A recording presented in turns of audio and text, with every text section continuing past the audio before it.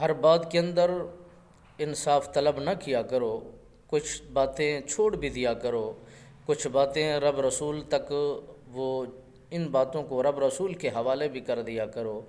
ہر بات کا انصاف دنیا کے اندر نہیں ملتا، ہر بات پر عدالت دنیا کے اندر نہیں لگتی، ایک عدالت اور بھی ہے۔ یہ ساری عدالتیں دنیا کی نہیں ہیں، اور یہ سارے حساب و کتاب دنیا کے نہیں ہیں۔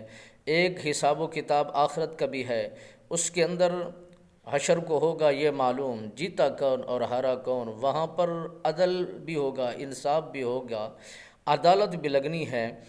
جو یہاں پر جسے انصاف نہیں ملتا وہ مت سمجھے کہ میرے ساتھ ظلم و زیادتی ہو گئی ہے اور میرے ساتھ ناانصافی ہو گئی ہے۔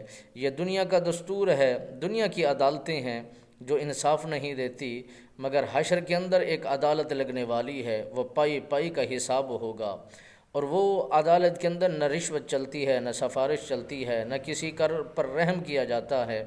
وہی حق پر ہوگی، حق پر مبنی ہوگی، اور جو حق بندے گا جس کا بھی، اسے اس کی سزا کے سامنے بھگتنا ہوگا۔ ہر بات کو اس انداز میں ڈھال دیا کرو کہ کچھ باتیں آخرت کی دن پر بھی چھوڑ دیں۔